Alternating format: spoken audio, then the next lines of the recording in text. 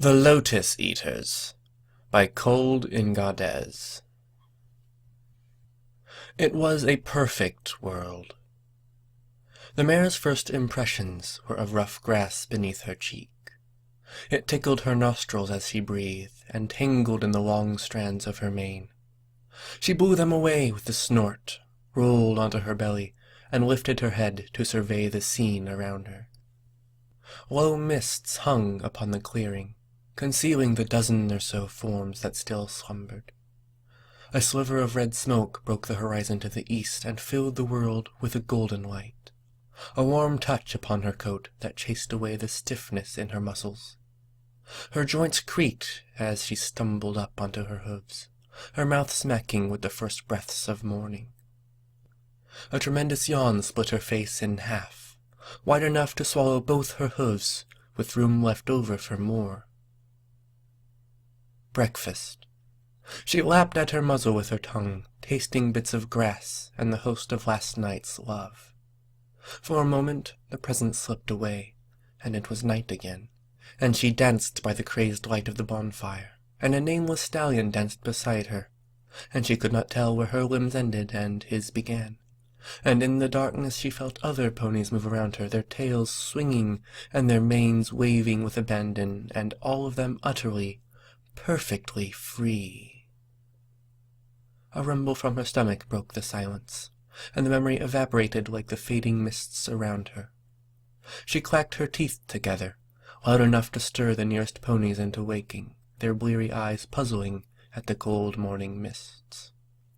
A quiet murmur filled the clearing. She ignored them and pressed her snout into the grass. A deep breath flooded her nose with the scent of fresh dirt, ashes, ponies, rain, feathers, starlight, and everything green. She snorted and tromped away from the herd, seeking out the one scent that mattered. It teased at her brain, dancing at the edge of her perception, a cruel joke played by her imagination. A log blocked her path. She vaulted over it without thinking, her nose back in the grass as soon as her hooves touched down on the earth. That sharp, sweet tang of her quarry was stronger now, too strong to be a dream. It smelled like the sun on a summer day, bright and hot, and full of life and burning. She stood upright, and the scent stayed with her. She could taste it on the air, the anticipation of it sent her trembling, and she broke into a canter through the misty forest, weaving around the trees, ducking beneath branches, crashing through bushes like a careless foal. The sting of the twigs against her coat was nothing. The little pains were electric and filled her with urgency. Finally, there. She burst through a patch of honeysuckle into a small grove surrounded by towering sycamores. A thin stream wound its way between the giants, and floating in a still bend, anchored to a fallen tree, was the most wonderful thing in the world. She tried to savor it. She really did. She plucked the first petal with her lips and set it on her tongue. The taste burned like a fuse through her brain, chasing away thought and reason, leaving behind only a ravenous hunger. Her body trembled as the last vestiges of control washed away, and she chewed the petal into a mash and swallowed it. The rest of the flower vanished in seconds. She tore it apart in a frenzy, gulping huge, pulpy masses of it as fast as she could swallow. For a moment she nearly choked, her eyes bulging as the remains of the flower filled her mouth and throat, but even then she never stopped, ignoring her burning lungs and spasming chest. Finally it was gone, and she sucked in a desperate gasp of air.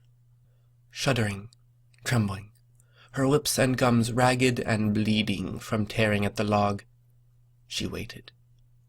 She waited and smiled, blood dribbling down her chin like drool to flow away in the cold stream beneath her. It started in her belly, like it always did. The flower's juices were absorbed by her stomach lining within seconds, and from there filtered straight into her bloodstream.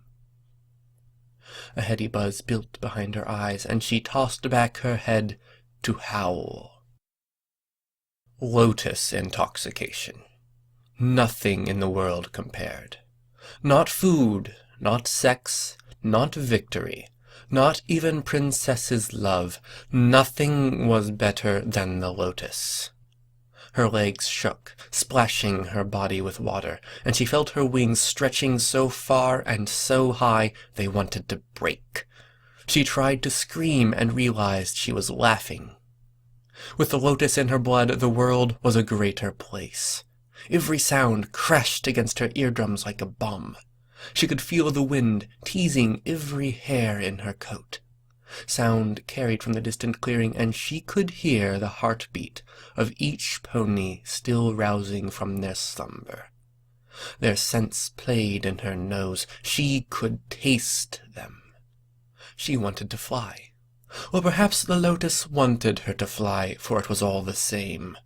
The thought had barely crossed her mind, and she was already airborne, rocketing away from the ground like a cannon shot. The wind screamed in her ears, almost loud enough to drown out her laughter. Almost, but not. Higher she climbed. The trees beneath her blended into a single mass, a forest stretching for leagues in every direction. Somewhere out there, she knew, was the civilization they had left behind. A world of ponies who still cared about pointless things like jobs and homes and families. Ponies who hadn't tasted the lotus. Ponies who had never known joy. She flew higher. Clouds whipped by her, streaking her coat with droplets of water. She shook to rid herself of them and flapped her wings harder. The memories fled from her mind. Only the bite of cold air against her face, the rush of it through her feathers, the spinning tableau of the world beneath her, only those things mattered. Higher she flew, until the horizon began to bend and the sky above darkened, and the dim stars emerged, heedless of the sun still rising to its zenith. She exhaled a wondrous breath, and realized she had no breath, for there was no more air. Her feathers cracked and frosted together. She laughed in silence. Her lungs drew in nothing and expelled nothing. A droplet of blood, frozen into a perfect crimson crystal, glittered like a ruby in the space before her. She reached out to touch it with a hoof. She was not cold. The lotus burned in her blood like a wildfire. All the long miles down it warmed her. The screaming wind buffeted her body, but they could not touch her heart, which flowed with the nectar of the gods. She didn't bother to fly. She was done with that. The ground rushed up, and she impacted the side of a cliff at terminal velocity, fallen from the edge of space. The forest quaked for hundreds of yards around, and a lockslide large enough to bury a village poured down the mountainside, sending a pall of dust thousands of feet into the sky. Through it all, she laughed. The rocks bruised her, but even that pain was transformed into sensation, something beautiful that only her lotus-addled mind could savor. She howled with joy. Eventually, a new sound stirred her. The edge of the lotus high had begun to erode, leaving her more attuned to the real world, and she flicked an ear towards the disturbance. Hooves on stone, ragged breaths in a deep chest, sweat and musk. A Pegasus stallion crested the ridge beside her.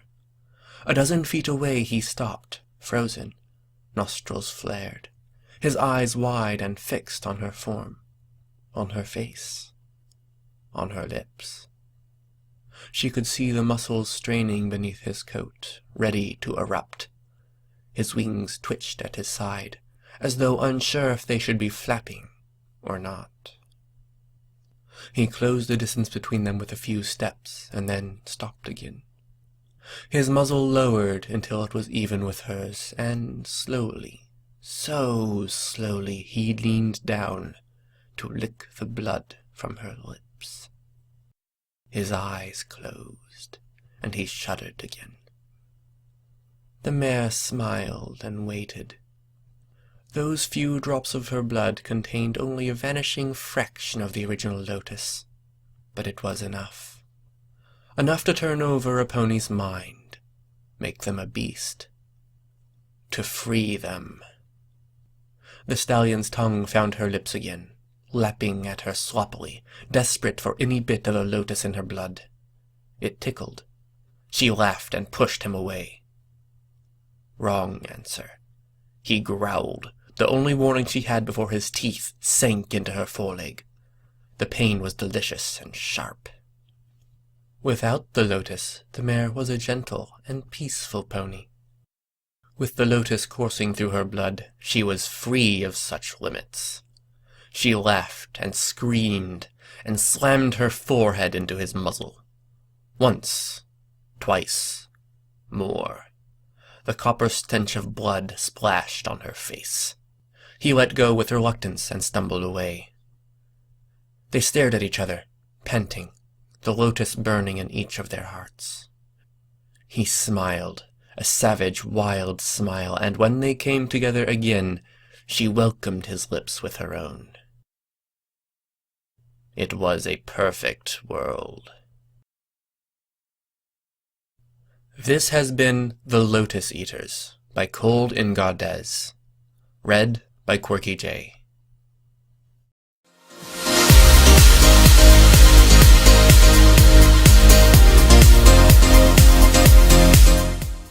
That's all, Zipsters! Like and subscribe.